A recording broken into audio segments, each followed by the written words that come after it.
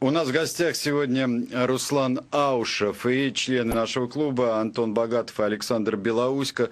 Мы слышали уже двух членов вне студии клуба привилегированных слушателей. И вот последний задал вопрос все-таки, а не развестись ли? А почему не развестись? Он задал вопрос, что теряют русские, как он говорит, от того, что в России не будет Кавказа?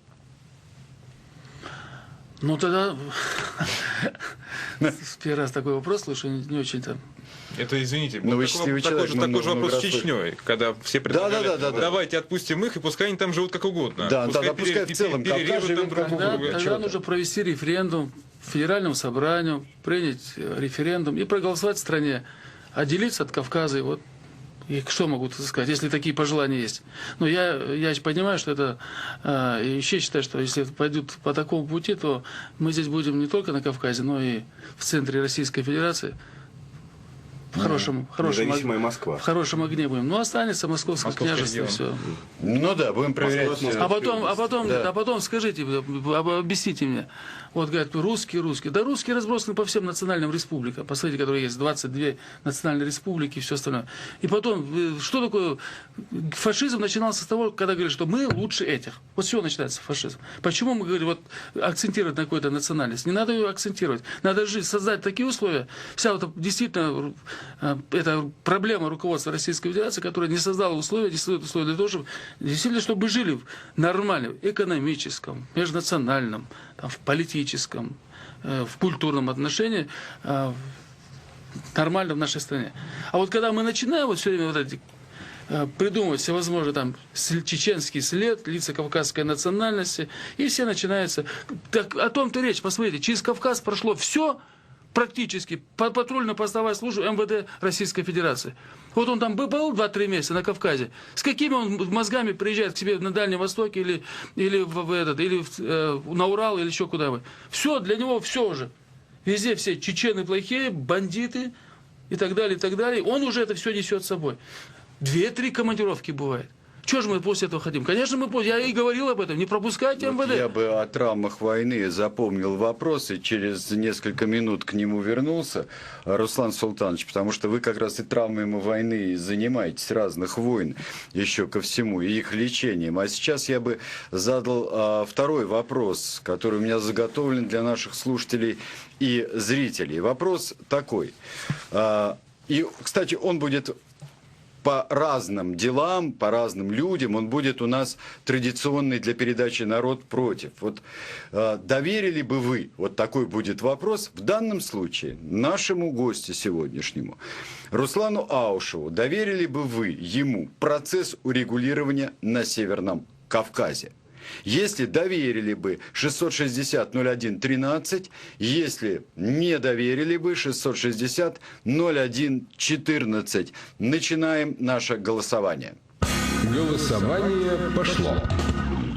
Итак, доверили бы вы Руслану Аушеву процесс урегулирования на Северном Кавказе? Ему бы, чтобы скоординировать, проруководить, почему бы и нет? Если да, то 660-01-13, если нет, 660-01-14. У вас 2 минуты с небольшим. Вот пока идет голосование вот сейчас по этому поводу, я бы хотел сейчас чуть-чуть о травмах войны, потому что травмы войны – это потери, травмы войны. Те, кто или побеждает, или проигрывает, все равно это не важно. Там федералы так называемые, люди, которые прошли там партизанскую войну, боевики и прочее. Люди, очень многие выходят оттуда с травмами, надо об этом говорить. Американцы что-то делали после Вьетнама. Американцы пытались. Вот вы много с ними сейчас как раз и общаетесь. Да, мы провели конференцию, вот 3 дня закончили. Самый большой вывод они сделали после Вьетнама. Они полностью изменили систему подготовки армии, они полностью изменили систему комплектации армии, они полностью изменили подходы и придумали эти все поствоенный синдром, потому что что дает война? Алкоголизм, суициды, наркомания, разводы и так далее, и так далее, и так далее. То есть человек... Патологические, да, патологические, психические, да. Да. И поэтому государство отправляет тех... на выполнять свои, защищать интересы, когда они возвращаются, должны не просто таких пустить по всему миру и сказать, все, идите, вы выполнили задачу. Там кому-то орден, кому-то медаль, и на этом забыть.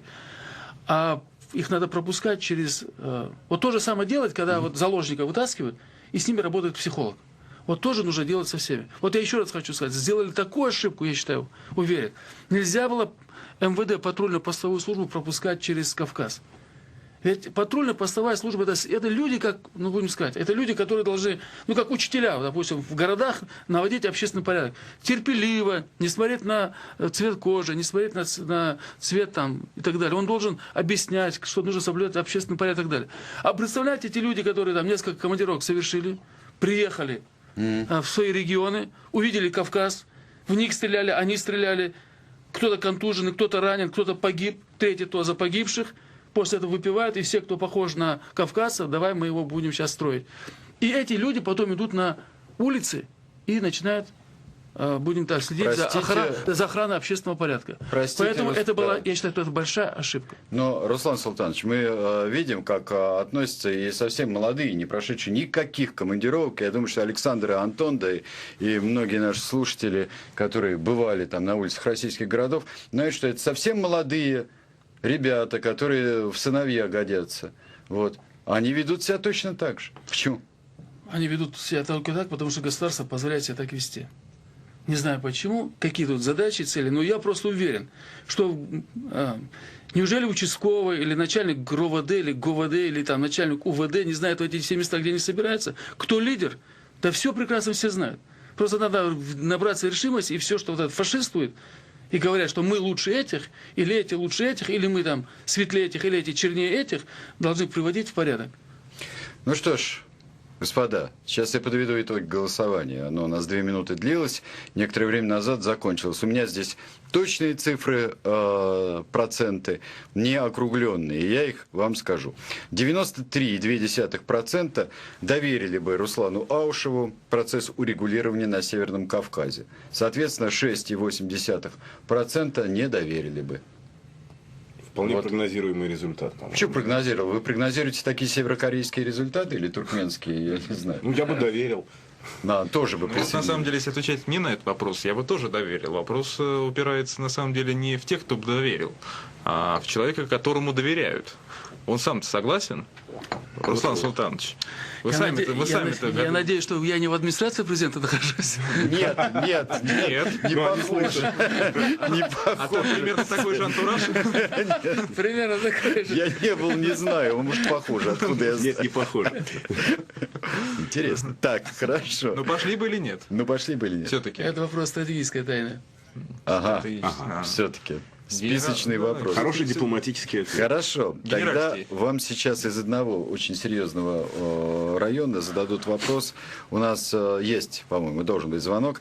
Сейчас мы собирались позвонить Кириллу Владимировичу Боднеру. У нас из Приднестровья. Да, звонок есть. Добрый вечер. Да, добрый вечер. Очень короткий вопрос. Мы немножко задержались.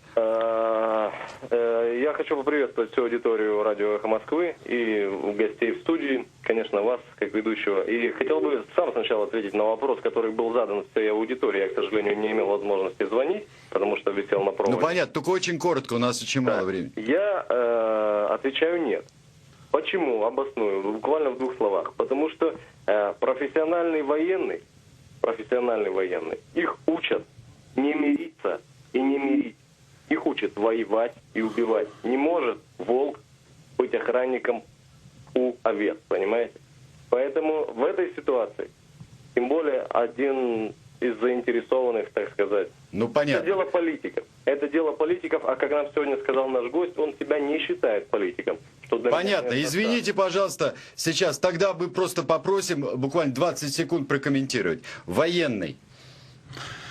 Но история знает народов, много военных, которые стали политиками. Я сегодня сказал, не политик, я политик. Я и не собираюсь там возвращаться на Кавказ, и тут у меня такого желания особого нет. А история знает очень много военных, которые стали политиками, которые знают весь мир. И Наполеон, и Эйзенхауэр, и я могу сказать, вот даже Громов, возьмите Московскую область. Нормально управляет. Руслан Аушев, спасибо. Военные политики бывают разные, это разные люди. У нас в студии были Александр Белоуйский и Антон Богатов, члены нашего клуба. Сергей Бунтман вел эту передачу. Всего доброго.